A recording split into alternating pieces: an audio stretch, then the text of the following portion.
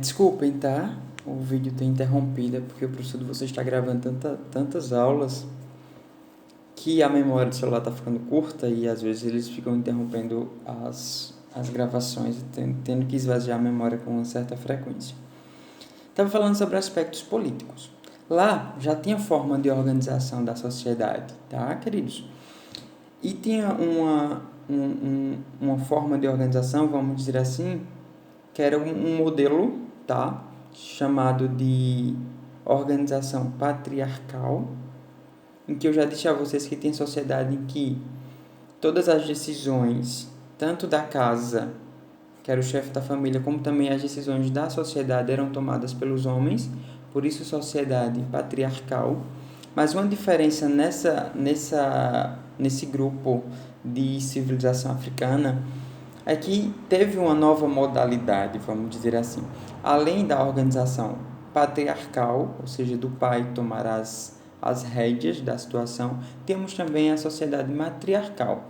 Ou seja, lá na África, tanto o homem, o pai da família, ou a mulher, a mãe da família, eles dividiam as mesmas atribuições.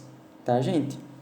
Na África, vamos falar agora um pouquinho sobre os aspectos religiosos. Quem sabe me dizer como era a questão da religião lá na África? Nós temos de entender que durante várias civilizações nós encontramos povos politeístas, que eu já disse a vocês também, são aquele tipo de civilização que acredita em vários deuses, e temos povos monoteístas, que são povos que acreditam em um único Deus, tá? Lá na África não é diferente. Nós podemos observar definições acerca da religião também na África. Lá na África, a religião deles era politeísta, eles acreditavam em vários deuses. E eles acreditavam também que quando a gente morria, poderia haver um retorno. É por isso que eles usavam aquela técnica de mumificação, tá? Porque quando a pessoa morria, eles tornavam a pessoa uma múmia, literalmente, para que quando a alma dessa pessoa voltasse, ela precisava encontrar o corpo íntegro, tá? Agora eu vou falar um pouquinho para vocês sobre o reino Kush, a influência que trouxe uma grande influência egípcia, tá, gente? Ó, essa civilização, esse reino Kush, que eram os Kushitas, tá? Eles estavam situados no atual Sudão, que hoje conhecemos como Sudão, e essa região foi importantíssima para os egípcios porque lá tinha uma riqueza natural extraordinária. Vocês sabem, queridos, o que é riqueza natural? Quem sabe me dizer? Ó, riqueza natural são recursos que podem ser extraídos da natureza, como, por exemplo, o ouro, o petróleo, tá? São riquezas que são tiradas, que o meio ambiente fornece.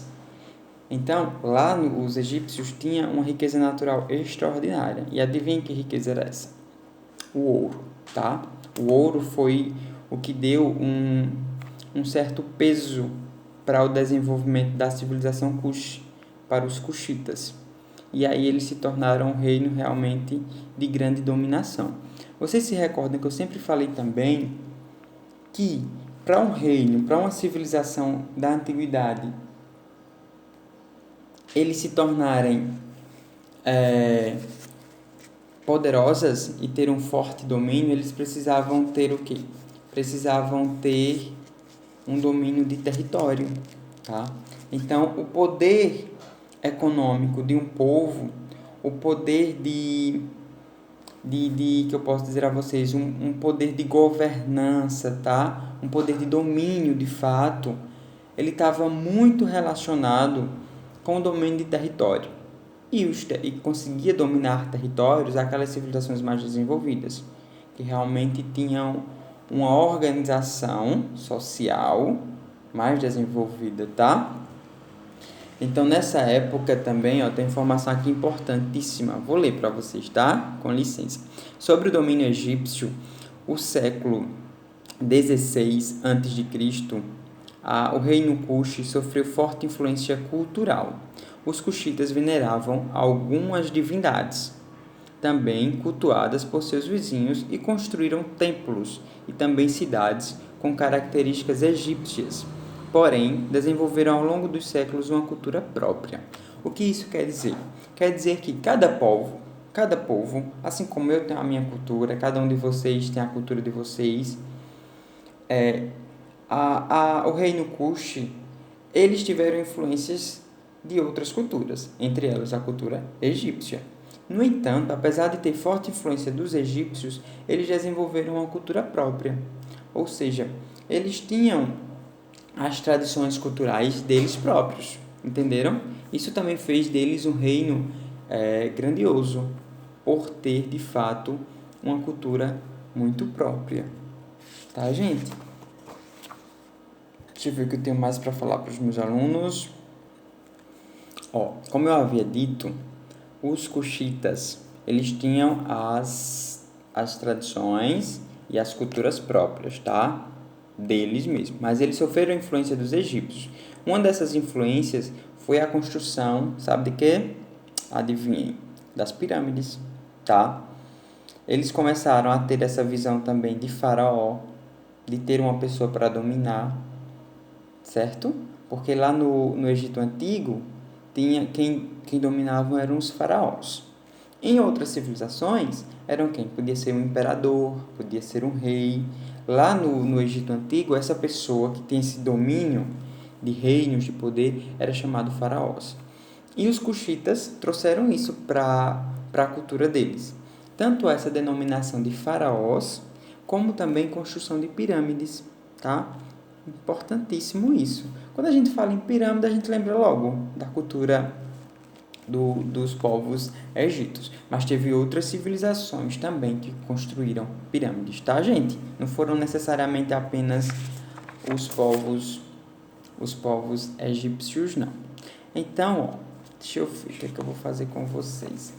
O professor, vou avançar mais um pouquinho, tá? Eu não quero que vocês fiquem cansados, não. Eu quero que vocês assistam às minhas aulas com muito entusiasmo, acompanhando pelo livro. Se tiver alguém que está viajando, que esteja sem o livro, pede pro colega tirar uma foto das páginas que a gente está vendo, para você ir acompanhando juntamente com o meu vídeo, porque fica mais interessante, tá? Vou falar um pouquinho para vocês agora sobre a tarefa de comércio desse reino dos Kushitas, tá, queridos? É importante que a gente saiba que essas civilizações, elas não tinham forma de desenvolvimento comercial baseado no que nós temos hoje. Vou explicar para vocês direitinho. Quando vocês querem comprar alguma coisa, eu ou vocês ou os pais de vocês querem comprar alguma coisa, a gente compra como?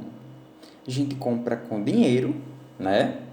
A espécie mesmo, a notinha de dinheiro, ou a gente compra com cartão de crédito, cartão de débito.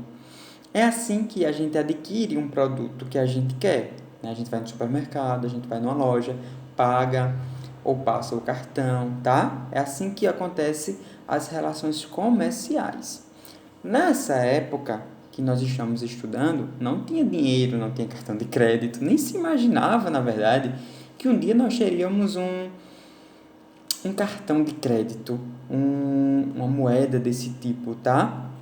Então lá, o comércio se baseava através de trocas de mercadoria. Uma civilização, um determinado grupo de pessoas tinha determinado produto e comercializava aquele produto através de trocas comerciais, tá, meus queridos? Houve uma mudança da capital Kushita para Meroe, que era uma cidade com um solo mais desenvolvido. E como eu disse a vocês também, nessas épocas passadas sempre houve uma busca por um território que fosse mais fértil. Professor, o que é um território mais fértil? Um território mais fértil é um território que a produção é melhor, ou seja, é um território que eu consigo plantar várias coisas e o solo é melhor para o cultivo geralmente uma região em que tem um regime de chuvas melhor, tá? É como se a gente compara, por exemplo, o nosso sertão, lá, Major, Cacimbinhas, Dois Riachos, que o solo é muito seco, com o solo aqui do Agreste, de Arapiraca, que o solo já é melhor. Então, Arapiraca, em questão de solo para a produção do plantio da agricultura, acaba sendo melhor. Então, havia também essas necessidades em relação a isso, tá? A busca por um território que fosse melhor. Por isso que Meroe acabou sendo a capital, por conta desse solo mais desenvolvido. Vou falar um pouco sobre as Candaces. Quando a capital do reino Kush foi transferida para Meroe, as mulheres, que já exerciam grande influência religiosa, passaram a exercer também poder político na sociedade cuxita. Lembra que eu disse a vocês que lá na África Antiga, tanto os homens como as mulheres acabaram tendo importância na política? Pronto, aqui também no reino cuxita aconteceu a mesma coisa. As chamadas mães rainhas, chamadas Candaces, ganharam grande destaque no século II a.C. Já haviam assumido o controle político da sociedade e eles deram início a um sistema matriarcal de poder, assim como lá, como eu falei para vocês, lá na cultura dos egípcios. Tínhamos o patriarcal e matriarcal. Significa dizer que tanto o homem como a mulher acabavam desempenhando funções importantíssimas na sociedade geral e principalmente na política, tá, queridos? Agora eu vou finalizar falando sobre a cultura cuxita. Apesar da influência cultural de outros povos, como eu disse a vocês, eles tiveram uma cultura muito própria. Práticas que haviam sido abandonadas depois foram retomadas. Antigos deuses africanos voltaram a ser cultuados. O que é cultuar? Cultuar é quando eu pego um deus e eu fico venerando, fico adorando aquele deus, tá? Cultuar um deus é adorar o deus. Inclusive, eles trouxeram nessa cultura cuxita, eles tinham como tradição escarificações, as escarificações. E alguns costumes funerários também voltaram a ser praticados lá no reino cuxita a partir do século II. Tá, meus queridos? Como eu disse, eu não quero que vocês fiquem cansados. O meu vídeo acabou se dividindo em duas partes por conta da interrupção. E hoje eu vou finalizar na página 10. Na próxima aula eu vou continuar. Aí quando eu terminar o conteúdo é que eu vou passar a atividade. Então, por hoje, vocês não têm atividade, certo? Mas o fato de não ter atividade não significa que devem abandonar o livro ou os meus vídeos. Assistam o vídeo do professor. Eu estou fazendo esses vídeos com muito carinho. Querendo realmente que vocês consigam me entender. É muito difícil, eu sei, a situação que vocês, eu e todos nós estamos enfrentando e vocês terem que ficar estudando por videoaula é um pouquinho chato. Mas vejam com mais atenção, tá? Não fiquem chateados, não. Assistam os videozinhos do professor aqui com muito carinho. E um abraço bem grande em cada um de vocês. Eu sinto muita saudade de vocês. Vocês são a minha turma que eu mais adoro dentro do CEDU.